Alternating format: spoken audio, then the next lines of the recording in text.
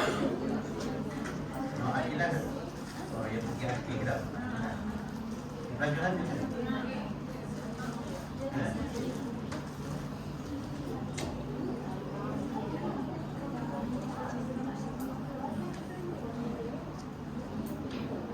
Assalamualaikum warahmatullahi wabarakatuh. Hari ini kumpulan kami akan membentangkan tajuk 13 iaitu pendekatan pemikiran dalam pembelajaran. Saya selaku pembentang pertama, nama Pak Ismail Mujana Behni Hasan. Saya akan membentangkan mengenai konsep pemikiran. Bagi dah tu, Oman. Dah bagi.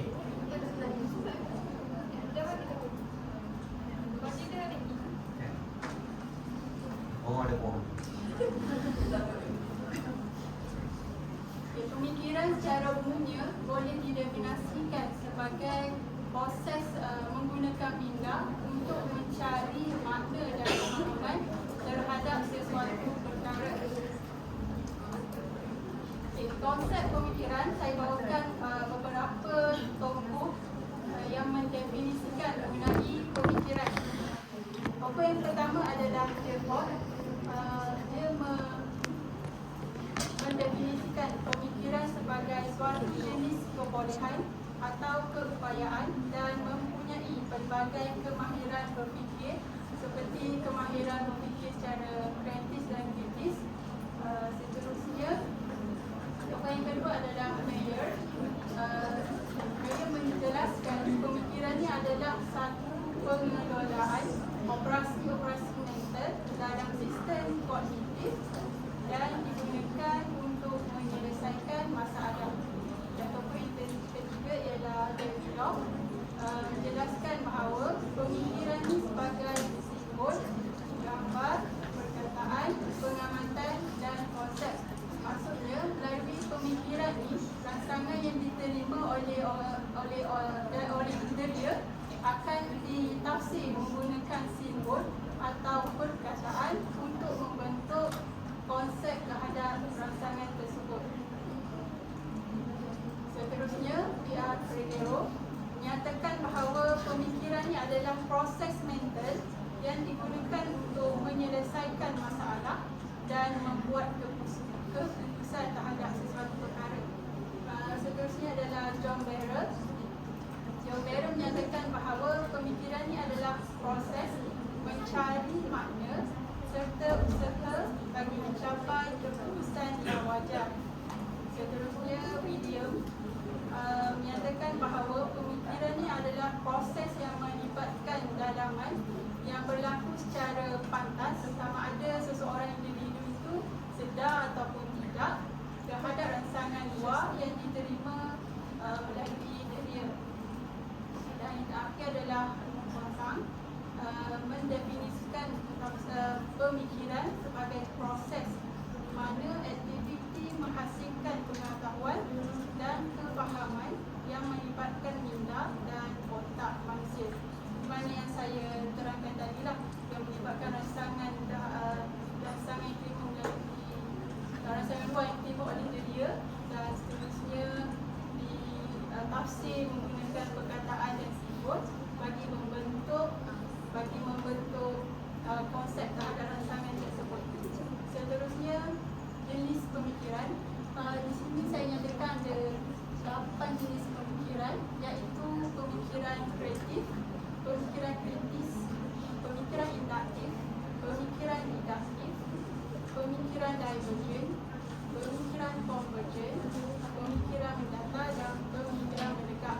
Dan hari ini kumpulan saya akan membentangkan hanya 6 jenis pemikiran selain daripada pemikiran mendata dan pemikiran mendekat. Seterusnya, kepentingan kemahiran berfikir. Yang pertama, bagi mengelakkan kesilapan berfikir. Selalunya kesilapan berfikir ini kerana seseorang individu itu mempunyai fikiran yang sempit, fikiran yang kabur dan fikiran yang bercelaru. Dan kesan negatif yang akan diterima oleh seseorang itu bila membuat satu keputusan tanpa berfikir terlebih dahulu akan mendatangkan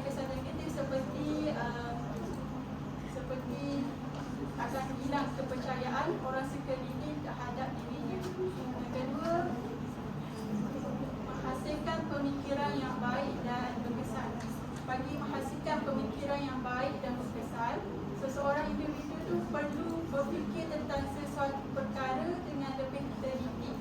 Yang kedua, individu tersebut perlu bertanggungjawab terhadap proses pemikiran yang berlaku, dan individu tersebut juga perlu sedar akan pemikiran sendiri.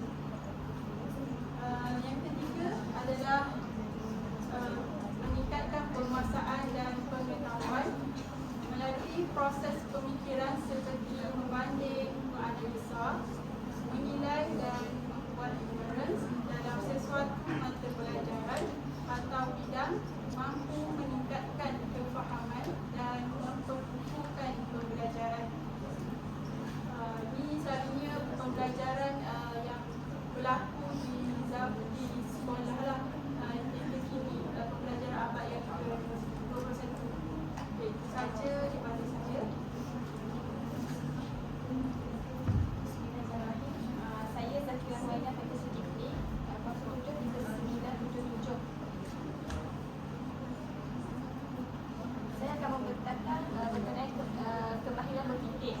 Okey, kemahiran berfikir ini adalah satu proses penggunaan minda untuk mencari makna, memahami, membuat keputusan atau menyelesaikan masalah. Menurut Frankel 1980, berfikir adalah pembentukan idea, pembentukan semula pengalaman dan penyusun maklumat dalam bentuk tertentu. Kemudian jenis kemahiran berfikir ada 5. Yang pertama, kemahiran berfikir secara kreatif, kemahiran berfikir secara kritis, kemahiran berfikir aras tinggi, kemahiran induktif dan deduktif, kemahiran berfikir dalam membuat keputusan. Pemikiran berfikir secara kreatif adalah menghasilkan ide, aktiviti ataupun benda yang baru, di mana pemikiran kreatif ini kebiasaannya memiliki pelbagai penyelesaian yang luaslah terhadap sesuatu masalah walaupun dalam cara yang luar biasa. Antara ciri-cirinya adalah yang pertama, keaslian. Keaslian ini adalah idea yang baru ataupun idea yang asli. Maksudnya idea yang baru dan idea yang asli. Yang kedua, kelancaran. Kelancaran ni idea yang ada banyak pada satu masa tapi dalam masa yang singkat. Yang ketiga, kemudahan lenturan, iaitu idea yang berbagai kategori dan berlainan. Kemudian yang keempat, penguraian, menambah idea-idea daripada satu idea yang lain dengan melihat sesuatu secara lebih terperinci. Proses pemikiran kreatif ada 4. Yang pertama, penyediaan. Penyediaan adalah masalah dikenal pasti dahulu, dikaji dan ada usaha untuk dibuat untuk menyelesaikan masalah. Kemudian yang kedua, pengeraman. Masalah yang ada yang tidak dapat diselesaikan tu dia peram dahulu dalam keadaan ingatan separuh sedar. Kemudian yang ketiga, iluminasi. Iluminasi adalah penyelesaian ditemui dalam separuh sedar. Kemudian yang keempat, pengesahan. Penyelesaian diperiksa sama ada masalah tersebut dapat diselesaikan atau tidak. Antara kemahiran yang terlibat dalam pemikiran kreatif ini adalah yang pertama, menjana idea, membuat inference, menghubung-kaitkan, meramalkan, menganalogikan, mengiklat, mensintesiskan, membuat hipotesis, membuat gambaran mental dan data shifter. Kemudian kemahiran berfikir secara kritis. Kritis ni adalah upaya menilai logik sesuatu perkara atau sesuatu idea. Kemahiran ini perlu dikuasai oleh seseorang untuk meningkatkan pemikiran kritisnya. Antaranya adalah mencirikan, membandingkan dan membezakan, mengumpulkan dan mengelaskan, membuat urutan, menyusun mengikut keutamaan, menganalisis, mengesan kecondongan, menilai dan membuat keputusan. Kemudian ketiga, kemahiran berfikir aras tinggi ataupun kebat. Kemahiran berfikir aras tinggi ni adalah memerlukan individu tu berfikir secara dua komponen, iaitu kritis dan kreatif. Dia memerlukan dua ciri kritis dan ciri kreatif. Lau mengatakan manusia memerlukan kreativiti dalam menghasilkan idea baru dan menyelesaikan suatu masalah. Sebelum ini, tahap pemikiran merujuk kepada aras taksonomi Bloom. Namun, tahap pemikiran dalam aras kebat ini telah diubah sesuai oleh Anderson dan Kraftwood. Dan tahap pemikiran di negara Malaysia ni merujuk kepada kemahiran mengaplikasi, menganalisis, menilai dan mencipta. Kalau kita tengok ni adalah taksonomi awal dan kemudian diubah semua kepada taksonomi semakan. Seterusnya, strategi pengajaran dan pembelajaran kemahiran berfikir. Antara strategi digunakan dalam pengajaran dan pembelajaran kemahiran berfikir ni adalah memberi latihan berfikir secara kreatif dan kritis dalam membuat keputusan dan menyelesaikan masalah. Kedua, mengaplikasikan pengetahuan, pengalaman dan kemahiran berfikir dalam secara praktik sama ada dalam ataupun di luar sekolah. Kemudian ketiga, menghasilkan idea atau ciptaan yang kreatif dan inovatif. Keempat, mengatasi kesilapan berfikir. Kelima, meningkatkan aspek kognitif dan efektif. Dan seterusnya, perkembangan intelek mereka. Dan kemudian terakhir, bersikap terbuka dalam menerima dan memberi pendapat. Seterusnya, saya silakan kepada Bismillahirrahmanirrahim. Assalamualaikum warahmatullahi wabarakatuh. Nama saya Nurliana binti Sulaim. Saya akan meneruskan tentang kemahiran penaklukan. Penaklukan ini merupakan kemahiran berfikir secara logik yang melibatkan penggunaan proses induksi atau didaksi dalam memberi sebarang kesimpulan. Jadi di bawah penaklukan ini ada induksi ataupun induktif dan juga ada didaksi ataupun didaktif. Jadi untuk induksi ini merupakan pernyataan atau pembelajaran yang bermula daripada khusus kepada umum. Dan untuk didaktif ni pula dia terbalik dengan induksi itu. Jadi didaktif ni pembelajaran bermula daripada umum kepada khusus. Jadi seterusnya kita tengok lebih detail lagi tentang induktif. Induktif ni merupakan penggunaan kuasa minda dengan memerhatikan peristiwa tertentu bagi menghasilkan sesuatu kesimpulan. Jadi induktif ni pelajar akan memerhati sesuatu peristiwa tu. Daripada pemerhatian pelajar tu, pelajar akan membuat kesimpulan. Dan seterusnya, pendekatan induktif ni dimulakan dengan sesuatu sebab atau contoh dan menuju ke arah sesuatu generalisasi. Jadi kemahiran induktif ni, pelajar akan membuat kesimpulan secara general. Maksudnya daripada peristiwa yang pelajar tengok tu, pelajar akan membuat kesimpulan secara umum tanpa mendapatkan bukti yang lengkap. Dan seterusnya, dalam kaedah induktif, salah satu pernyataan boleh menjadi benar atau palsu. Contohnya gagak itu berwarna hitam. Pelajar tengok warna burung gagak tu berwarna hitam, seekor gagak lah. Dan maksudnya macam ni lah. Contoh, pelajar tengok seekor burung gagak berwarna hitam, tapi pelajar tak tengok lagi burung gagak yang lain. Dan daripada seekor burung gagak tu, pelajar buat kesimpulan yang semua gagak tu berwarna hitam. Jadi pernyataan ini tidak benar kerana kita tidak boleh menganggap semua gagak berwarna hitam hanya dengan melihat seekor burung gagak berwarna hitam. Jadi dapat kita fahami yang induktif ni, pelajar membuat kesimpulan daripada pemerhatian tu tanpa bukti yang lengkap lah. Dia tengok burung gagak seekor je, dia dah buat kesimpulan yang semua gagak tu berwarna hitam. Jadi yang sebenarnya burung gagak tu boleh jadi berwarna cerah disebabkan penyakit albino. Jadi seterusnya, pemikiran didaktif iaitu sesuatu pendekatan mengajar yang bermula daripada suatu atau beberapa rumus, prinsip, hukum, teorem atau peraturan diikuti dengan aplikasinya ke atas contoh-contoh yang dikhususkan. Contohnya, didaktif ni kalau tadi induktif daripada khusus kepada umum. Jadi didaktif ni daripada umum kepada khusus. Jadi guru ni akan mengajar secara umum dahulu. Contoh yang saya beri ni, guru mengajar topik teorem Pythagoras, iaitu secara umum dahulu. Selepas itu guru akan masuk pada topik yang lebih kecil. Macam dekat contoh ni, guru menerangkan formula dengan merujuk kepada sebuah segitiga bersudut tepat. Jadi daripada topik teorem Pythagoras ni guru akan masuk kepada topik segitiga dan seterusnya. Maksudnya daripada umum kepada khusus. Seterusnya masuk kepada kemahiran seterusnya iaitu metakognisi. Metakognisi ni iaitu proses pemikiran yang berkaitan aras pemikiran yang tinggi. Jadi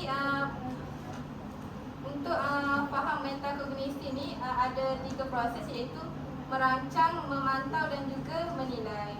Jadi untuk metakognisi ni pelajar akan melalui proses merancang, memantau dan menilai.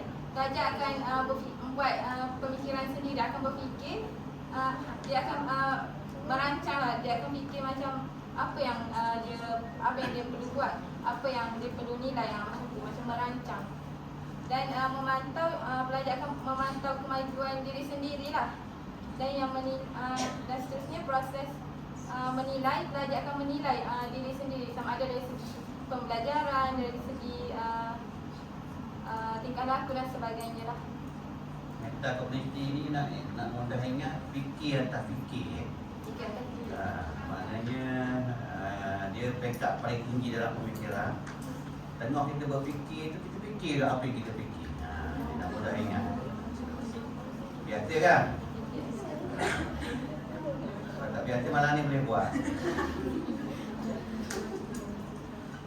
Jadi teori, saya ambil satu teori daripada Howard Gardner tentang metakognisi ni, iaitu menurut Howard Gardner ni, kebolehan metakognisi ni merupakan kebolehan mengawal proses berfikir dalam strategi metakognisi adalah dipengaruhi oleh faktor umur dan pengalaman seseorang.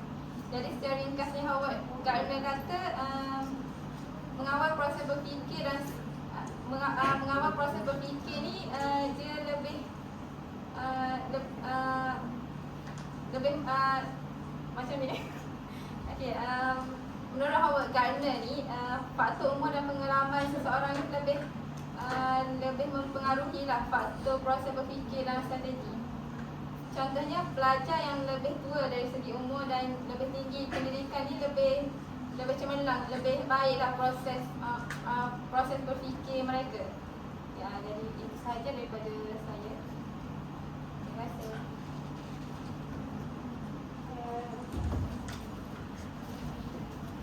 Bismillah. Terima kasih. Saya akan memulakan perbincangan. Nama saya Syafiqah Nadia binti Muhammad Razi. Tadi cikgu Faiz Nurdana disebut tentang jenis-jenis pemikiran. Jadi antara jenis-jenis pemikiran ini adalah pemikiran divergen dan juga pemikiran konvergen. Jadi saya akan menerangkan apa itu pemikiran divergen.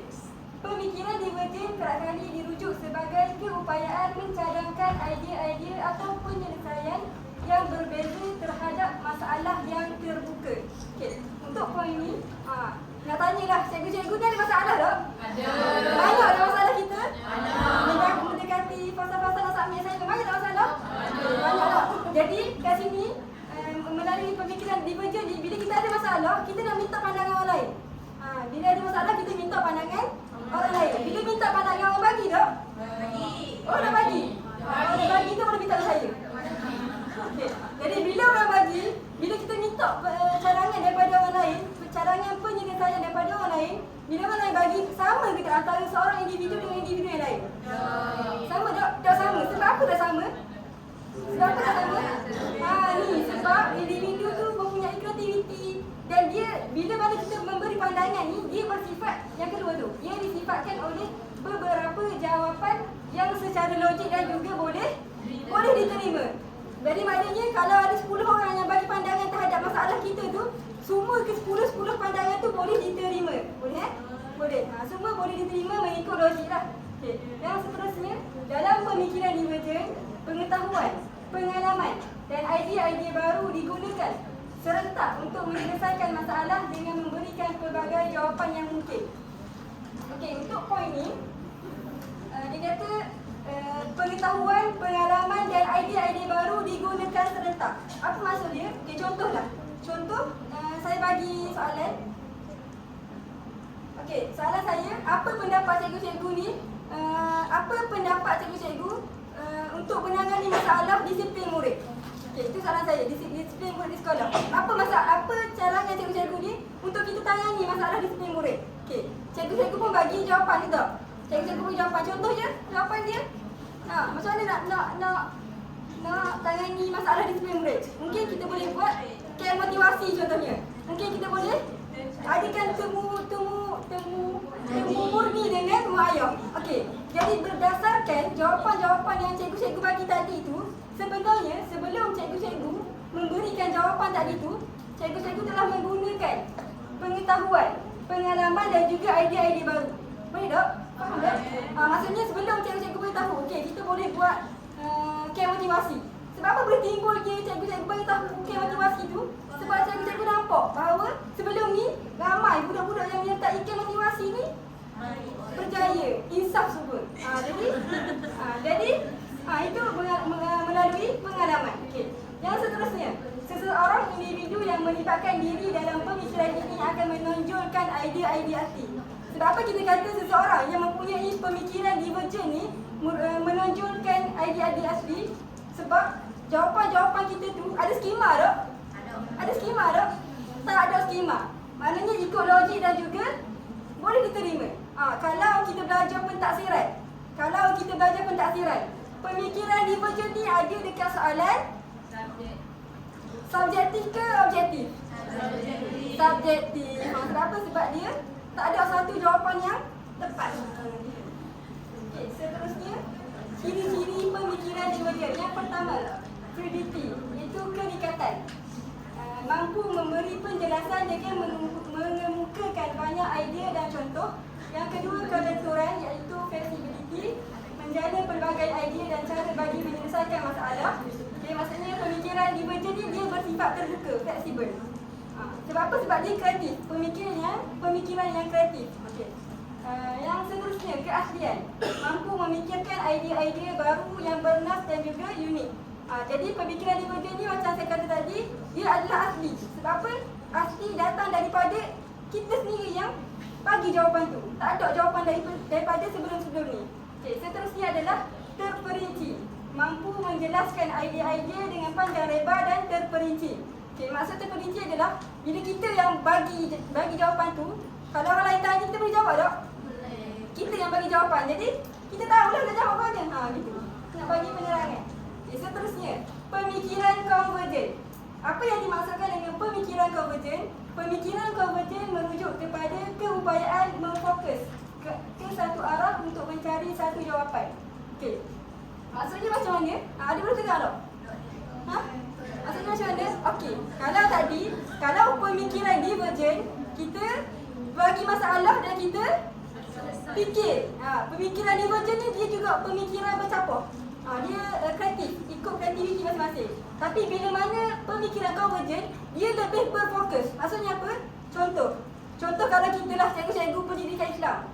Contoh kalau kita cikgu pendidikan Islam ni, bila mana berlaku banyak masalah, isu-isu semasa, isu-isu yang melibatkan hukum, bila berlaku isu-isu macam tu, kita akan guna pemikiran konvergen. Sebab apa? Sebab dalam fiqh kita ada satu kalau matematik kita ada satu formula, betul tak? Bila nak cari masalah, kita akan rujuk formula. Jadi jawapan tu kena berfokuslah, kena rujuk formula. Kalau baca pendidikan Islam, bila mana kita ada masalah, kita rujuk kepada hukum dia, rujuk kepada asal dia, hukum asal dia. Okey. Jadi yang kedua, proses ini mengurangkan kepelbagaian jawapan kepada hanya satu jawapan bagi sesuatu masalah yang jelas dan hanya mempunyai jawapan yang tepat. Macam tadi saya beritahu, bila mana dia berfokus, dia mengurangkan jawapan. Kalau tadi, bila pemikiran divergen, bila masing-masing ada jawapan sendiri, jadi ada banyak jawapan, betul tak?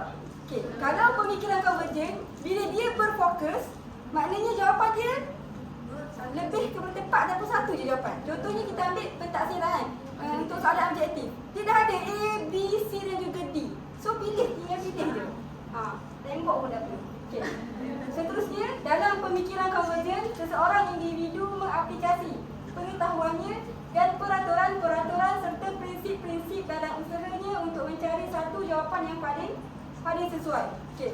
Yang ni juga saya ada jumpa satu rujukan. Dia kata bawah contoh ni adalah contoh dalam pemikiran konvergen ni, seseorang individu mengaplikasi pengetahuannya. Apa yang dimaksudkan dengan seseorang tu mengaplikasikan dia punya pengetahuan? Okay, contoh dia bagi ada seorang jurutera ni, jurutera kerja dia buat apa?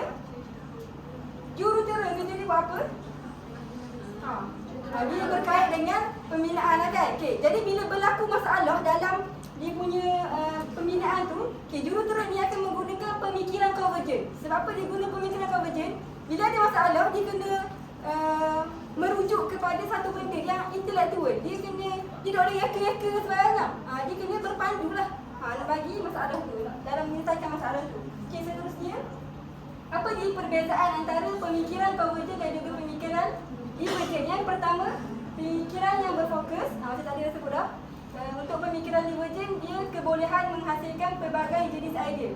Yang kedua, perlukan jawapan tepat atau betul sahaja. Pertama mencapak Ya, mencapak. Yang kau baca nombor satu tu mencapak dia. Ada terus mencapak.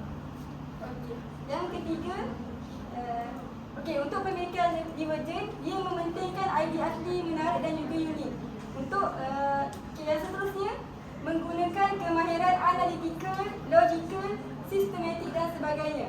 Ini untuk pemikiran konvergen. Contoh belajar menggunakan formula matematik untuk menyelesaikan masalah matematik. Macam saya beritahu tadi lah, dah ada kita punya panduan, kita kena ikut panduan ni. Okay, untuk contoh pemikiran divergen, contoh dia adalah apakah kegunaan sebatang pensel?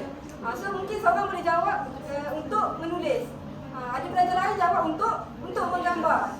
So jadi ada banyak jawapan, tapi jawapan tu semua adalah betul salah. Betul salah. Jawapan tu semua betul. Dan sedikit tambahan lah, sebenarnya pemikiran divergen. Sebenarnya pemikiran divergen ni semua orang ada. Sebab apa? Dia melibatkan keupayaan untuk kita bagi apa? Bagi idea lah kan. Jadi sebenarnya semua ada. Sebab apa? Pemikiran divergen ni dia kreatif dan dia melibatkan kalau nanti saya pasal katakan tentang otak kanan, fungsi otak kanan. So antara fungsi otak kanan dia bebas. So sebenarnya kita ada je, cuma kalau tak ada tu mungkin dah cukup asal lah. Ada dah, sebab masing-masing ada otak betul lah. InsyaAllah lah ada dah baca. Jadi harap saya bagi keterangan. Assalamualaikum warahmatullahi wabarakatuh. Saya pembentan terakhir, nama saya Wan Alisa. Sekarang saya akan sambung tentang teori otak kiri dan otak kanan. Di sini saya akan membawa dua teori. Pertama daripada Roger dan Magnus Perry. Dia mengemukakan bahawa otak manusia terdiri pada belahan kiri dan kanan, di mana masing-masing belahan otak tersebut mempunyai fungsi yang berbeza.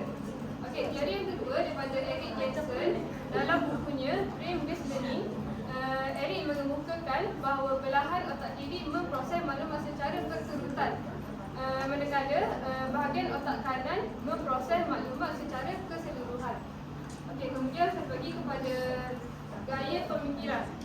Untuk gaya pemikiran otak kiri, dia lebih kepada logik, rasional, analitik, objektif, berturutan dan spesifik. Ilmu yang mudah dilihat banyak menggunakan otak kiri, contohnya ilmu matematik. Manakala untuk gaya pemikiran otak kanan, dia lebih bebas dan rawak, lebih menyeluruh, intuisi, subjektif, sintesis dan abstrak. Ilmu yang berkaitan otak kanan ialah ilmu seni, muzik, sastera dan lukisan. Itu adalah gambar bagi otak kiri dan kanan. Warna gitu ke tak kita? Di sini saya memfokuskan gaya pemikiran. Jadi dua ya. Okey. Kemudian pembelajaran teori otak kiri dan kanan dalam pengajaran dan pembelajaran. Okey, pertama, membolehkan seseorang individu memanfaatkan fungsi dan peranan kedua-dua hemisfera otak. Yang kedua, memastikan kedua-dua hemisfera digunakan dengan baik dalam pembelajaran. Yang ketiga, guru perlu mengimbangi penggunaan teknik yang cenderung kepada peranan hemisfera otak kiri dan otak kanan. Bagaimana yang kita ketahui sebelum ni, kedua-dua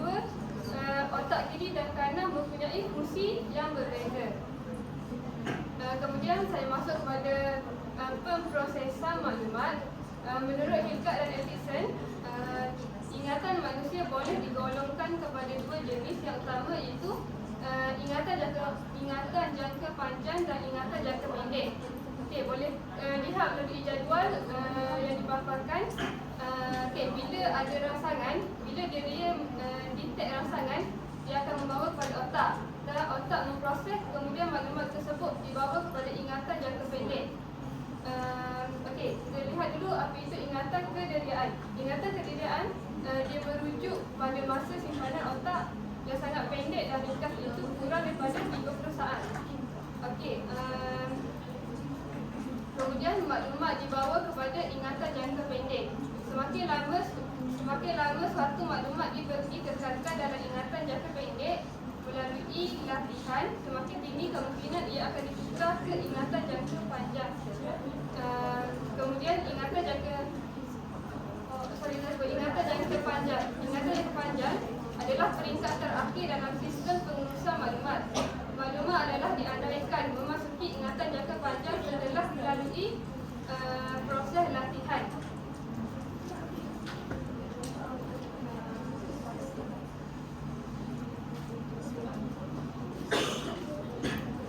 Akhir sekali, kategori ingatan. Di sini saya akan highlightkan 3 kategori ingatan. Yang pertama adalah ingatan episodik. Apa itu ingatan episodik? Ingatan tentang peristiwa yang dialami seseorang sepanjang hayatnya, lengkap dengan masa dan tempat. Contohnya mungkin masa sekolah rendah dulu mungkin pernah kena rotan ke atau pernah jatuh tangga. Ingatan tersebut masih ada dalam otak kita. Kemudian kategori yang kedua, ingatan semantik. Ingatan semantik adalah ingatan tentang makna, iaitu menyimpan konsep, fakta, hukum khidmat atau imej. Sebagai contoh, nama negara, ciri-ciri mamalia, sejarah rantau, di mana kita hidup dan sebagainya. Itu lebih kepada fakta, imej yang disimpan di dalam otak. Okey, yang terakhir adalah ingatan prosedur. Ingatan prosedur ialah ingatan tentang bagaimana melakukan sesuatu, terutamanya yang melibatkan fizikal yang berurutan. Sebagai contoh, kita pernah ambil lesen memandu dan kita telah lama tidak memandu kereta. Tetapi jika keadaan memaksa kita untuk memandu kereta, mungkin kita masih boleh untuk memandu kereta. Okey, itu saja daripada kumpulan kami. Ada soalan ke? Okey, satu soalan je. Tak ada? Sebab dia mesti tak? Apa dah? Kalau nanti nak semayang. Okey, soalan saya lah daripada kumpulan ni. Sebutkan nama orang yang banyak gunakan otak kanan, seorang, dan kemudian otak kiri. Apa kalau dia tokoh-tokoh yang banyak gunakan otak kanan, kemudian otak kiri? Mahdi mungkin otak kanan dan otak kiri. Otak kanan, otak kiri, kita ni semua guna otak kanan dengan otak kiri. Tapi otak kanan apa agaknya? Nak tanya ni awak depan. Lagi lambat awak jangan buat. Okey. Siapa yang gunakan otak kanan? Tokoh yang gunakan otak kanan. Otak kanan orang kata tadi kan dia banyak kreatif pula. Kreatif, seni. Cepat-cepat kalau dia boleh nak balik ni. Penting otak kanan. Dia bijak dalam sains kan. Pandai matematik juga. Kalau pandai matematik ada otak kiri. Otak kiri. Jadi APS ni otak kiri ke otak kanan? Kalau dia banyak pada sains, pada tu lebih kepada. Tapi kalau sains tengok patah sains pula. Ambil yang Malaysia lah mudah. Apa dia? Chandra Muzaffar. Muzaffar otak kiri otak kanan. Sama-sama. POMD dia ambil. Okey, mudahlah. POMD otak kanan. Dia banyak kreatif. Yang kritis yang guna otak kiri. Biasa kita ambil tokoh-tokoh matematik lah. Adi Putra dia. Tapi kita ingat kita ni ada gunakan dua-dua otak. Tapi yang mana lebih cenderung? Lebih cenderung. Kena pergi kepada Oka dan Oki. Nak hantar. Cepat. Garis orang hantar. Okey ya. Yang orang hantar awak ni. Kita tengoklah mana-mana itu. Okey, ada lagi? Ada.